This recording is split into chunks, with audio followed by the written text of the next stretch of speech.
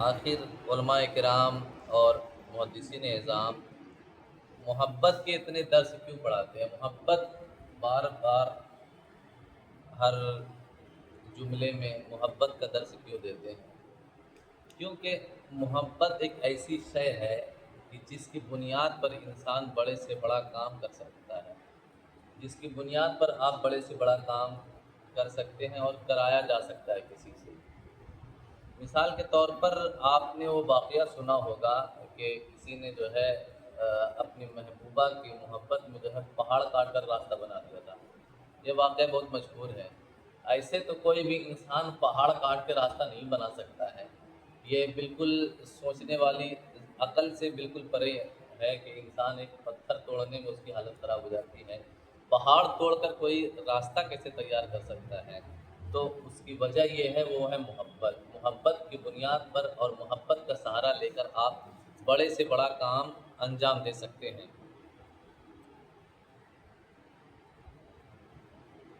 جناب عمرو بن عبید رحمۃ اللہ علیہ 3 کاموں کے علاوہ کبھی گھر سے باہر نہ نکلے۔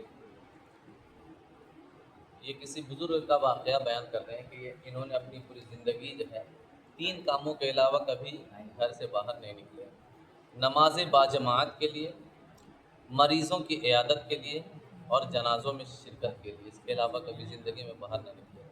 اور وہ فرماتے ہیں، میں نے لوگوں کو چور اور رہزن پایا۔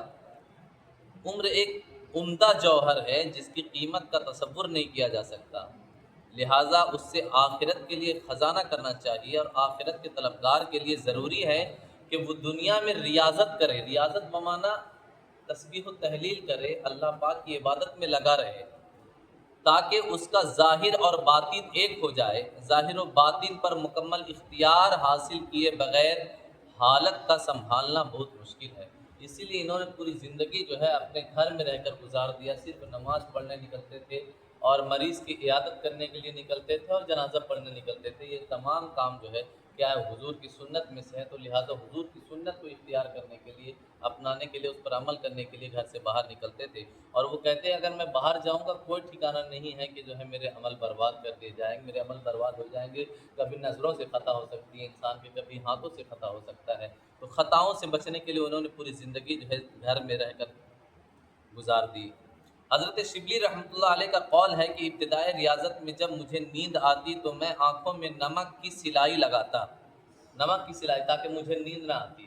ریاضت کہتے ہیں رات میں جاگ کر جو ہے اللہ پاک کی عبادت کرنا، تسبیح و تحلیل کرنا، اللہ اللہ کا ذکر کرنا۔ تو وہ کہتے ہیں کہ حضرت شبلی رحمۃ اللہ علیہ بہت بڑے بزرگ ہیں، یہ اپنی زندگی کا واقعہ بیان کرے، جب مجھے شروع میں یعنی ریاضت کے شروع ایام میں جب مجھے راتوں میں جاگنے میں نیند آنے لگتی تھی تو میں کیا کرتا تھا، آنکھوں میں نمک کی سلائی لگاتا تھا تاکہ میری نیند جو ہے بھاگ جائے۔ جب نیند زیادہ تنگ کرتی تو میں گرم سلائی آنکھوں میں پھیر لیتا۔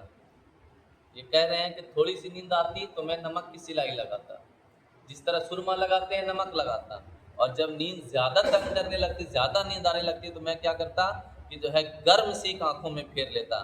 حضرت ابراہیم بن حاکم رحمۃ اللہ علیہ کا قول ہے، میرے والد محترم کو جب نیند آنے لگتی تو وہ دریا کے اندر تشریف لے جاتے اور اللہ کی تسبیح کرنے لگتے، جسے سن کر دریا کی مچھلیاں اکٹھے ہو جاتی اور وہ بھی تسبیح کرنے لگتی۔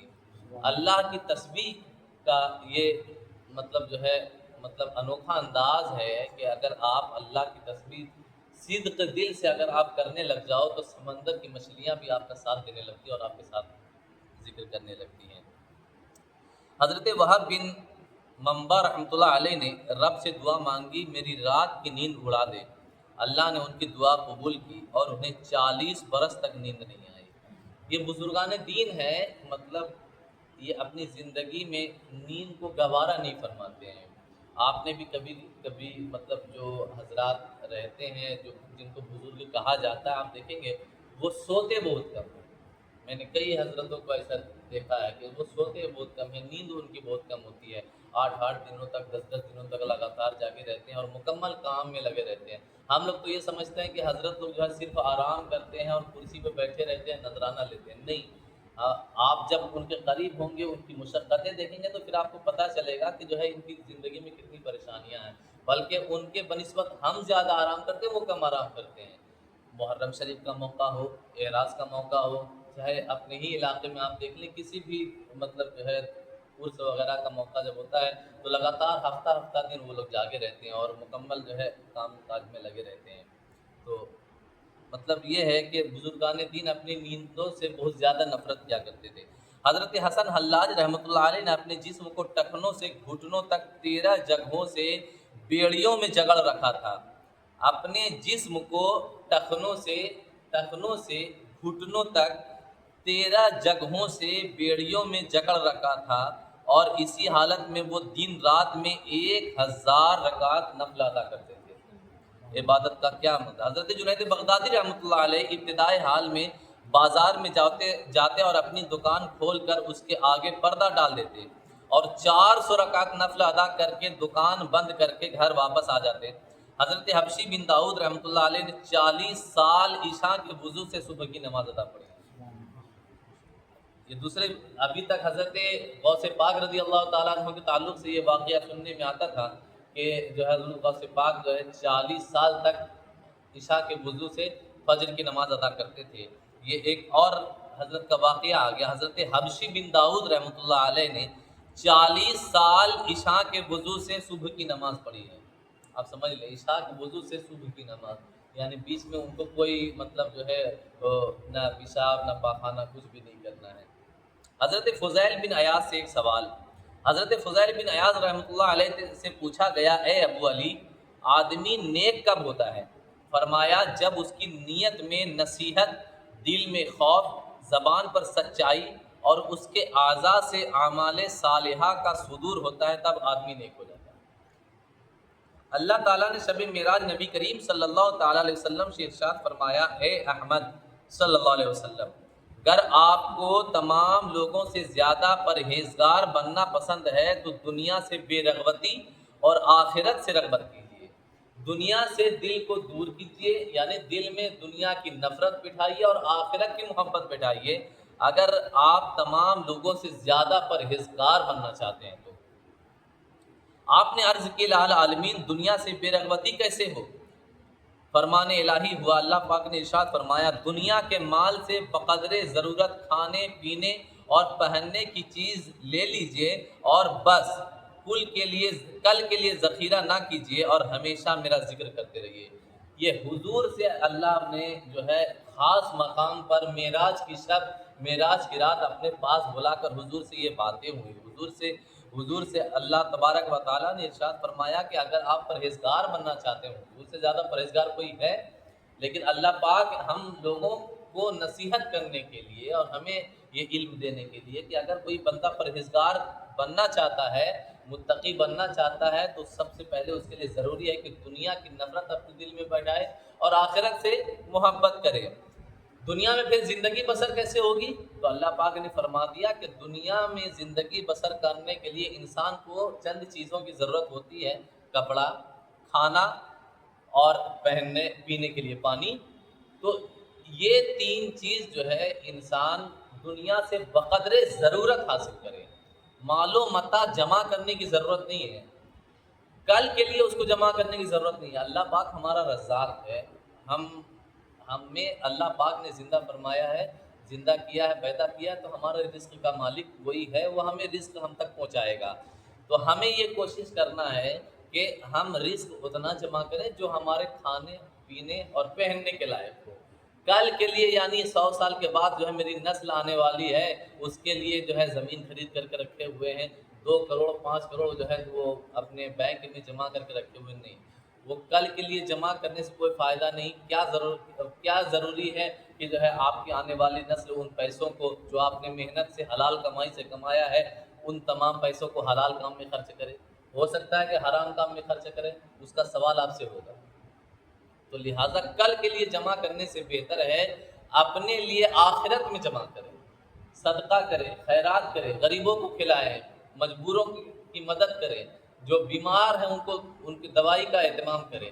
یہ چیزیں کیا ہے؟ قیامت کے دن آخرت میں ہم سب کے کام آنے والا ہے۔ تو آخرت کی بھلائی کے لیے سوچیں اور زیادہ سے زیادہ ادھر خرچ کرنے کی کوشش کریں۔ تو حضور سے اللہ پاک نے ارشاد فرمایا کہ کل کے لیے ذخیرہ نہ کیجیے اور ہمیشہ میرا ذکر کرتے رہیے۔ حضور صلی اللہ علیہ وسلم نے دریافت فرمایا ذکر پر دوام کیسے ہو؟ ذکر پر یعنی کہ ہمیشہ کس طرح ہم ذکر کر سکتے ہیں؟ جواب ملا لوگوں سے علیحدگی اختیار کیجیے، نماز کو اور بھوک کو اپنی غذا بنائیے۔ فرمان نبی صلی اللہ تعالیٰ علیہ وسلم ہے دنیا سے کنارہ کشی جسم و جان کی تازگی اور دنیا سے رغبت میں غم و اندوہ کی فراوانی ہے۔ یعنی جو بندہ دنیا سے کنارہ کشی اختیار کرتا ہے اس کے دل میں ذہن و دل پر جو ہے اس کے سرور رہتا ہے، خوشی کا جو ہے مطلب اظہار ہوتا ہے، خوشی کا پردہ پڑا رہتا ہے۔ اور جب دنیا کی رغبت میں جب انسان دنیا کی رغبت میں رہتا ہے، دنیا کی محبت دل میں ہوتی ہے تو اس بندے کو غم بھی لاحق ہوتا ہے اور اس کے بعد جو ہے پریشانیاں بھی لاحق ہوتی ہے۔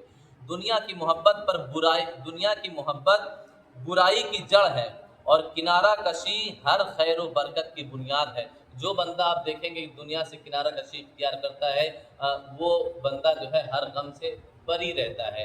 آپ نے دیکھا ہوگا بڑے بڑے بزرگان دین نے جا کر کے جنگل میں اپنا رہن سہن اختیار کیا، دنیا والے لوگوں سے بالکل کنارہ کشی اختیار کیا۔ جو وہاں جس جنگل کو انہوں نے اختیار کیا ہے کچھ دنوں کے بعد، کچھ سالوں کے بعد وہ جنگل ایک شہر میں تبدیل ہو جاتا ہے۔ آس پاس آپ کئی شہر ایسے دیکھ سکتے ہیں، مثال کے طور پر آپ کے کیری شریف ہیں، وہ جب حضرت آئے تھے تو پورا جنگل تھا۔ آج دیکھیے پوری بستی بسی ہوئی ہے۔ آپ کے خواجہ غریب نواز کا واقعہ سن لیں، آپ حضرت مخدوم سمنانی علیہ الرحمہ کا واقعہ سن لیں، کہاں سے سنجر سے چل کے آئے اور وہ زمین بالکل بنجر تھی، آج دیکھیں کہ کیسی ہریالی ہے۔ تو بزرگان دین یہی کیا کرتے تھے، دنیا سے کنارہ کشی اختیار کرتے تھے، پھر اللہ پاک ان کی برکت سے پوری ایک بستی ان کے ارد گرد بسا دیا کرتا تھا۔ ایک صالح شخص کا ایک جماعت کے پاس سے گزر ہوا، وہاں ایک معالج بیماریوں اور دوائیوں کا ذکر کر رہا تھا۔ صالح جوان نے پوچھا اے جسموں کے معالج، کیا تیرے پاس دلوں کا بھی علاج ہے؟ وہ بولا ہاں، بتاؤ دل میں کیا بیماری ہے؟ صالح جوان نے کہا گناہوں کی ظلمت نے اسے سخت کر دیا ہے۔ معالج نے کہا اس کا علاج صبح و شام گریہ وزاری ہے، استغفار، رب غفور کی اطاعت میں سعی اور اپنے گناہوں پر معذرت طلبی ہے۔ دوا تو یہ ہے، شفا رب کے پاس ہے۔ وہ صالح جوان اتنا سنتے ہی بے حال ہو گیا اور کہنے لگا تم واقعی ایک اچھے طبیب ہو، تم نے لاجواب علاج بتلایا ہے۔ معالج نے کہا یہ اس دل کا علاج ہے جو تائب ہو کر اپنے رب کے حضور آ گیا ہے۔ یعنی جب بندہ گناہوں میں مبتلا رہتا ہے تو بندے کا دل سخت ہو جائے، اور جب دل سخت ہو جاتا ہے تو اس دل میں کوئی بات اثر نہیں کرتی ہے۔ مثال کے طور پر پہاڑوں پر بھی بارش ہوتی ہے اور زمین پر بھی بارش ہوتی ہے، وہی بارش وہی پانی پہاڑ پر بھی اور زمین پر بھی، لیکن زمین چونکہ نرم ہوا کرتی ہے تو زمین جب اس پانی کا اثر اپنے اندر دیکھتی ہے تو فائدہ کیا دیتی ہے انسانوں کو؟ اس سے پھل فروٹ اگاتی ہے، اناج اگاتی ہے۔ اور پہاڑ پر بھی وہی بارش برستی ہے اور وہی پانی گرتا ہے، لیکن پہاڑ جو کہ سخت ہے تو وہ پہاڑ اس پانی سے کوئی فائدہ حاصل نہیں کرتا، دوسرے کو کوئی فائدہ نہیں پہنچاتا ہے۔ لہٰذا جب دل نرم ہوتا ہے انسان کا تو اس دل میں اللہ اور رسول کی باتیں جو ہے جا کر بیٹھا کرتی ہے اور پھر اس دل سے جو ہے انسان کو فائدہ حاصل ہوا کرتا ہے۔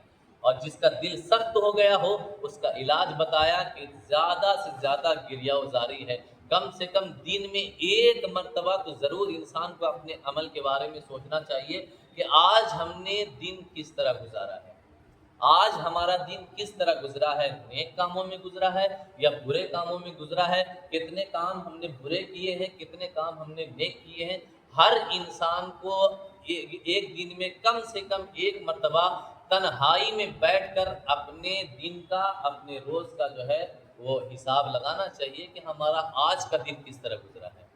جب بندہ اس طرح غور و فکر کرنا شروع کر دیتا ہے تو دھیرے دھیرے دل کے زنگ کو اللہ پاک دور فرماتا ہے، وہ دل نرم ہوتا ہے، پھر اللہ پاک اس دل میں اپنا نور بھیجتا ہے، اور جب دل میں نور جو ہے وہ معجزن ہو جاتا ہے تو بندہ آنکھیں بند بھی کرتا ہے تب بھی دور تک دکھائی دیتا ہے اسے۔ دل کی حالت کو پڑھ لیتا ہے. لہذا اللہ پاک ہم تمام لوگوں کو نرم دل عطا فرمائے، ہم تمام لوگوں کو اعمال صالحہ کرنے کی توفیق عطا فرمائے. بسم اللہ الرحمن الرحیم.